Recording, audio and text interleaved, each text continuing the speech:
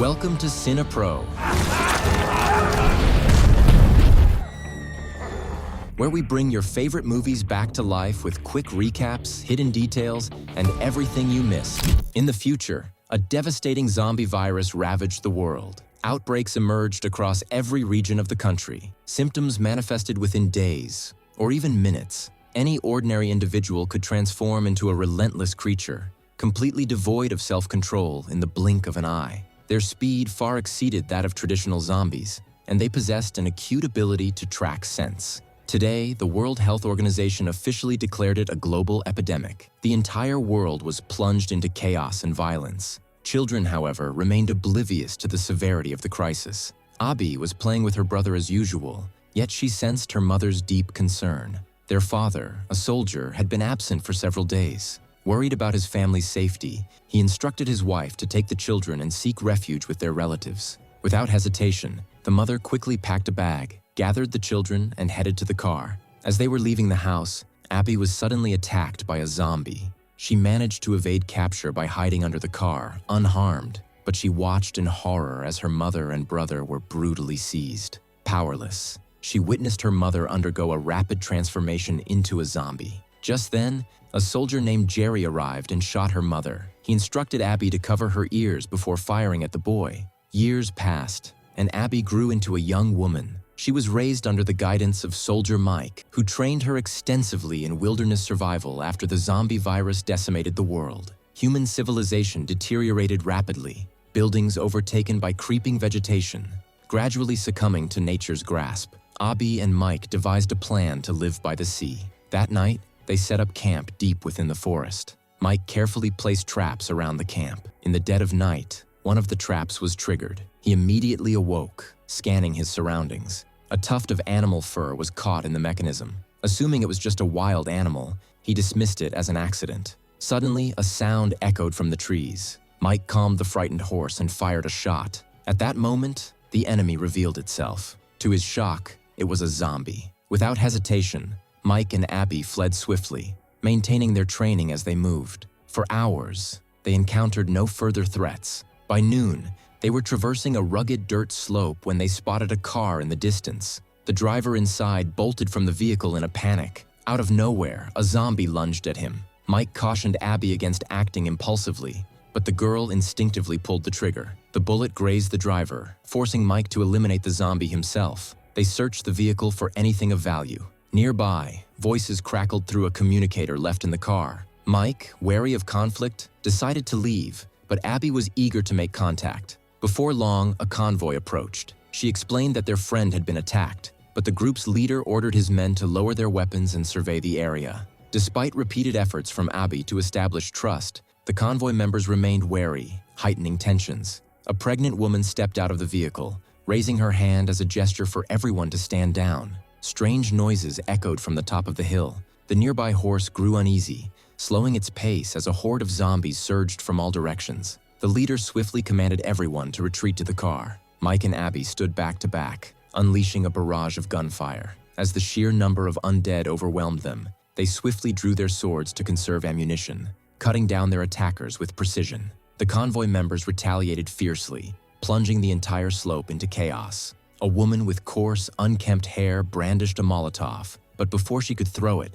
a zombie struck her from behind. The flaming bottle slipped from her grasp and shattered upon the pregnant woman's car, igniting it in a blaze. Meanwhile, a towering, muscular man wrestled against an oncoming zombie, desperately hoping for assistance. Abby sprang into action, aiding the two pregnant women into the vehicle while Mike fought through the relentless swarm. The situation deteriorated rapidly, and as the hungry zombies closed in, Abby lost their supplies in the chaos. She knew that they had suffered catastrophic losses, both in resources and ammunition. Mike asked the pregnant woman where they had originally been headed. She revealed that a colony near the river in the northeast was their intended destination. They had hoped to find refuge there. Mike, however, had encountered numerous colonies on his journey, and he knew that most were hostile toward outsiders. He had no intention of heading northeast. As Mike veered onto a side road, the car suddenly broke down. David, the pregnant woman's husband, inspected the engine and determined that it will not be repaired. With no other option, they were forced to continue on foot. After a long trek, they arrived at a settlement known as Sunrise Farm, where they decided to seek refuge in an abandoned building. Mike cautiously scouted ahead, ensuring the area was secure before they settled in. Once confident it was safe, they ignited a fire inside to keep warm. During their brief respite, Abby engaged in conversation with the couple. Through their exchange, it became clear that their group had once lived on a secluded farm. Initially, they had about 40 people, but disaster struck when zombies overran their land. In a desperate attempt to fend off the horde, they set fire to their wheat fields, successfully driving the undead away but destroying their entire food supply in the process. With starvation looming, their leader reached out to a nearby colony via radio. He learned of a settlement located along the riverbank, a place known as Boat Town. The survivors there had lashed together several broken boats, forming a floating community of over 100 people. Though food and water were scarce, the colony at least had a doctor. After hearing the pregnant woman's story, the group reconsidered their next move. Abby revealed that she and Mike had originally planned to head west, reach the coast, and find passage to a rumored refugee camp. At that moment, Mike finished setting up traps around their shelter. He then unrolled a map, pointing out the route to Boat Town for David and his wife. However, deep down, he had no intention of allowing the couple to go there, at least, not yet. Mike was reluctant to let the couple head toward Boat Town just yet. The zombies were still swarming, and there was a chance they could pick up their scent. In this situation, their only option was to put as much distance between themselves and the horde as possible. Abby believed they had already traveled far enough, but Mike remained unconvinced. Abby didn't understand his hesitation. To her, visiting Boat Town seemed like a logical move. What if it's actually a safe place to live? She argued. But Mike was unwavering. He had already taught her that wandering west without a clear plan, like they had done today, could lead to disaster. That night, a fierce storm rolled in, with thunder rumbling and lightning tearing through the sky. In the darkness, zombies emerged from the forest and stumbled upon Mike's abandoned car. This was an alarming revelation. It meant that the creatures still retained a degree of intelligence. David hadn't slept a wink. His leg had been twisted during their escape, but he kept silent, not wanting to worry his wife. However, Mike was beginning to feel the weight of their presence. It was clear they were slowing him down. Taking charge, he finally proposed leading them to Boat Town himself. Meanwhile, on the roof, Abby heard the distinct sounds of zombies nearby. She quickly gathered her belongings, preparing to alert Mike. But before she could react, the undead had already infiltrated the building. Abby chased one of them through the halls, leading it toward a shattered window. As it lunged for her, she grabbed hold of the rusted iron bars beside the frame. Just then, Mike appeared, grabbing Abby and pulling her away from the opening. But it was too late. The noise had drawn more of the horde, and they were now swarming toward the breach. The situation spiraled out of control. Amidst the chaos, a misstep caused an explosion, forcing the group to make a desperate escape from Sunrise Farm.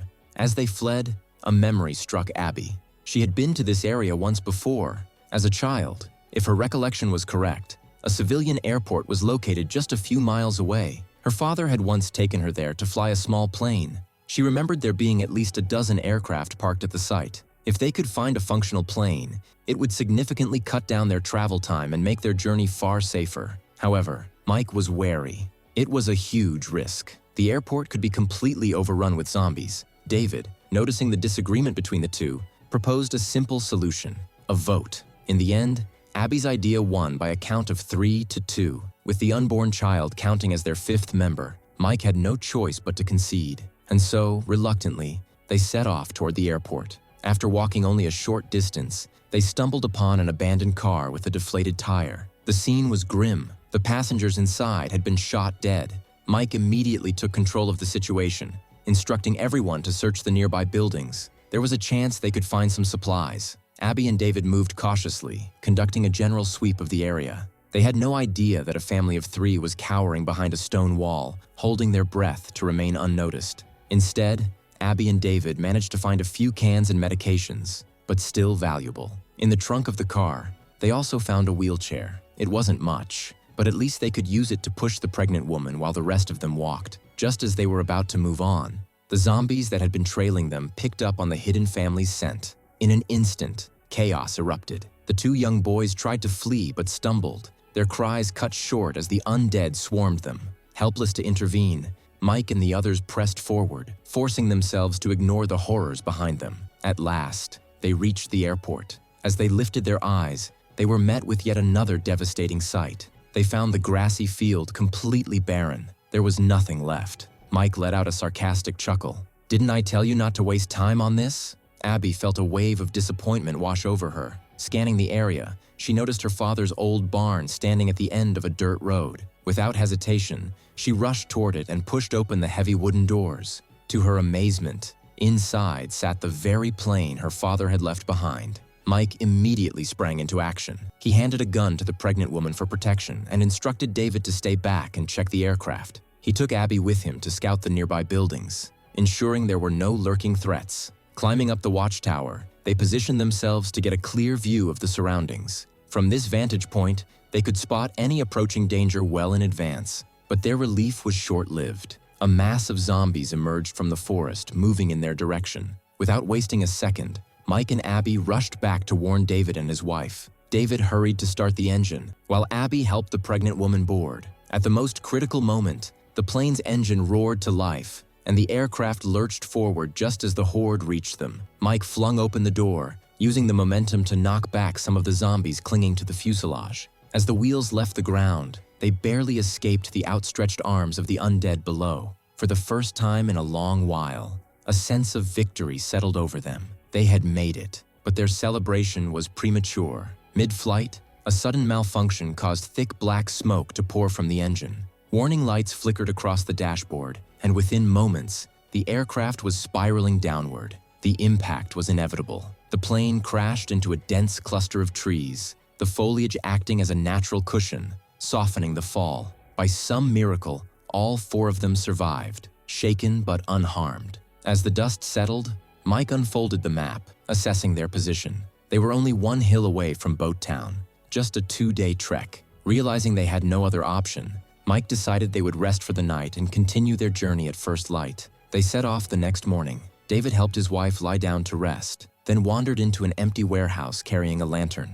Meanwhile, Mike heard a noise outside and rushed to investigate. It turned out to be the pregnant woman, searching for food because she was hungry. As they spoke, Mike shared a story from his past. 3 months after he found Abby, he had rescued a boy named Jimmy. His mother, an addict, had been bitten by a zombie while still under the influence of drugs. But Jimmy was strong and intelligent, and he ended up staying with Mike and Abby. He had a contagious laugh, always finding a way to lift their spirits. But then, Jimmy was bitten. Mike had to put him down himself. Since the outbreak of the zombie virus, Mike had faced similar situations repeatedly. He had lost countless friends, forced to kill those he cared about time and time again. Over the years, he built walls around himself, choosing not to form bonds with strangers. He simply believed that if he didn't get attached, he wouldn't have to suffer the pain of loss. During a brief pause in their conversation, David silently retrieved a gun, preparing to end his own life. But despite his resolve, he couldn't summon the courage to pull the trigger.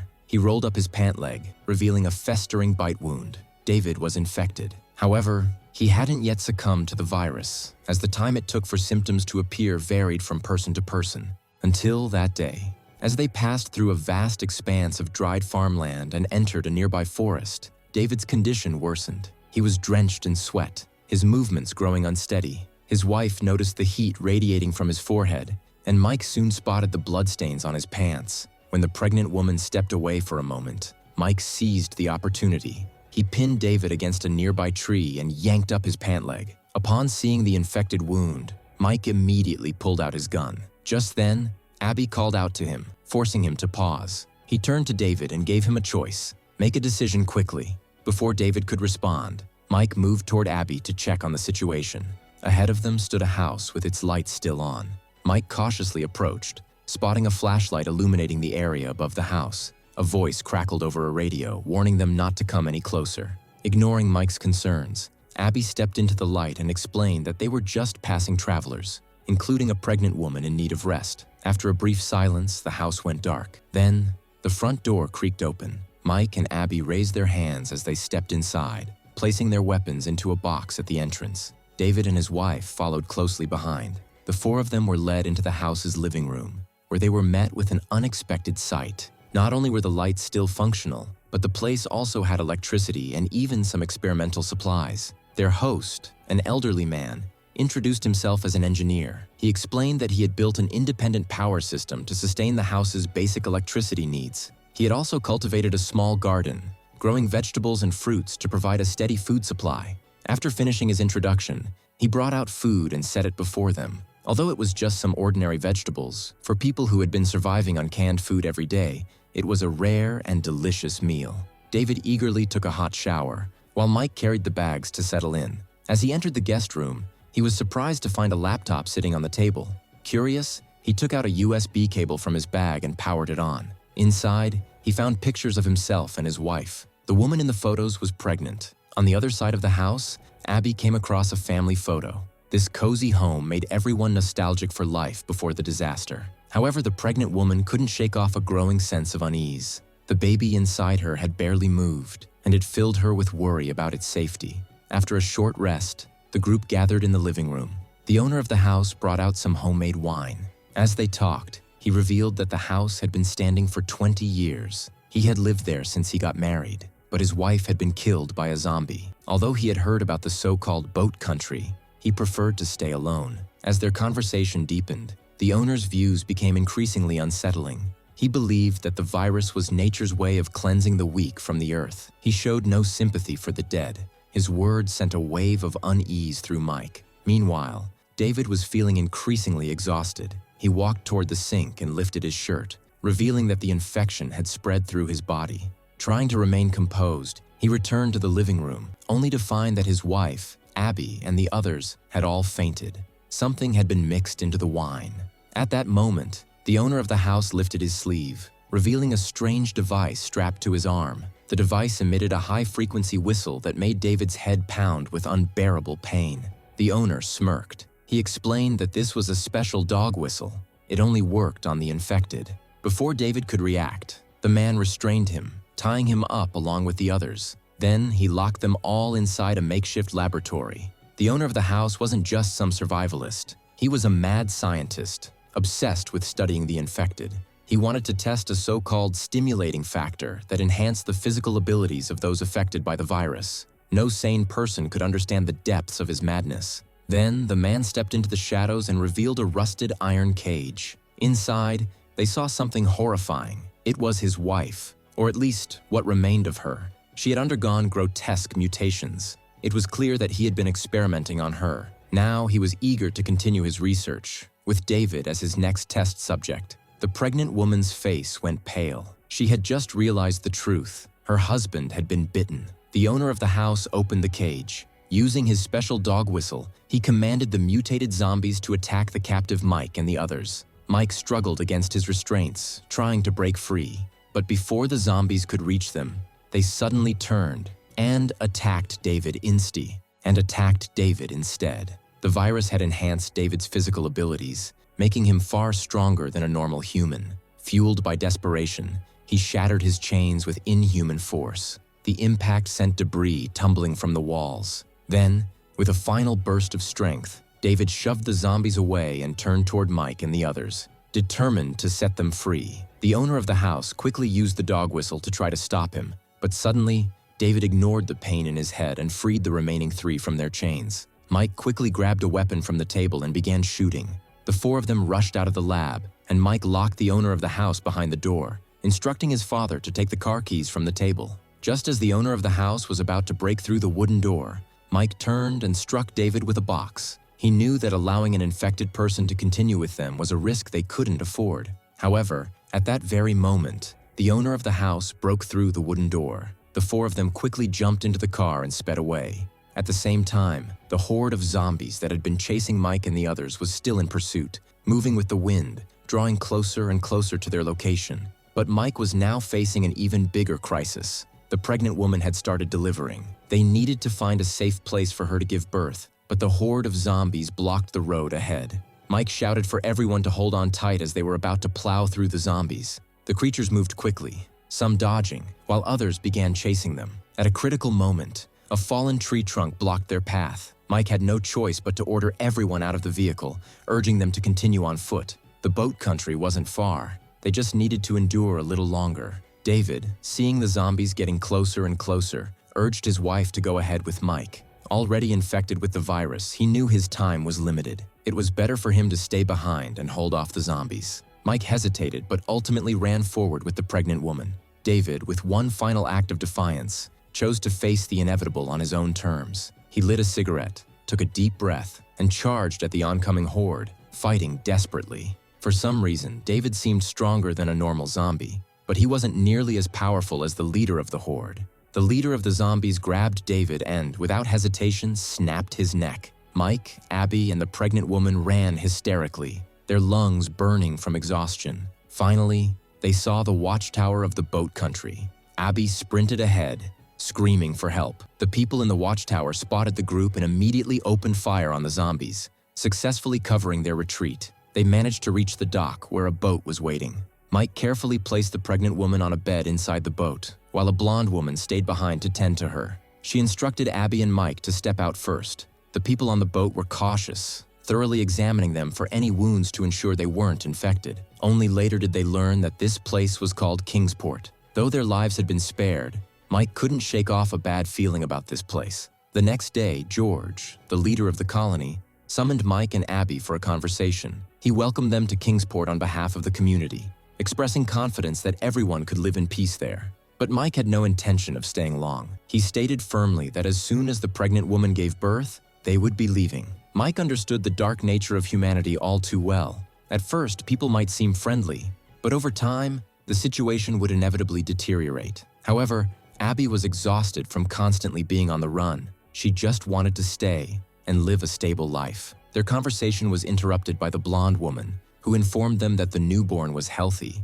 but the mother's condition was critical, and she might not have much time left. With a faint smile, the woman named her daughter Hope, as she had been her only beacon of light in this darkness. But fate was cruel. She wouldn't live to see her child grow up. All she could do was entrust her to Mike, wishing for her to grow strong like her father. And Mike, unable to refuse her dying wish, took on the heavy responsibility. Meanwhile, the owner of the house was lurking in the forest near the riverbank, controlling a massive horde of zombies with his dog whistle, staring at Kingsport in the distance, plotting his next move. Back in Kingsport, Mike was forced to stay temporarily to care for the baby, while Abby quickly adapted to life on the boat and befriended a blonde young man. One night, while following him and another girl, Abby stumbled upon a strange device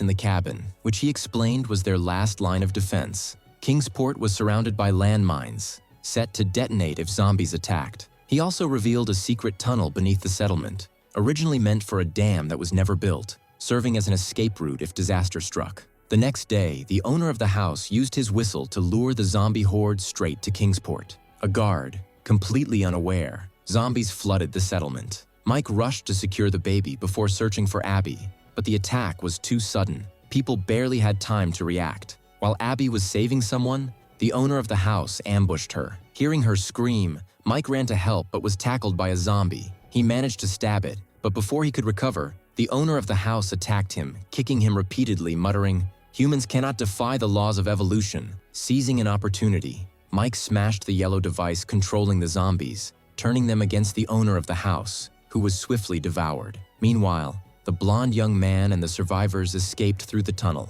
But Abby and Mike hadn't made it out yet. As Abby fought to survive, the zombie leader struck her. She recognized the zombie leader. It was Abby's father. Mike grabbed Abby and dove into the tunnel, barely escaping before the blonde young man detonated the mines, destroying Kingsport. Despite surviving, the zombie leader reappeared. No one knew how he escaped, but he was back, stronger than ever. Mike engaged him in a desperate fight, while Abby, gasping for breath, fired at her father one last time. As the sun rose, Mike made a decision. It was time to lead the survivors to a new refuge. Here, the movie ends. See you in the next summary. Thank you for watching.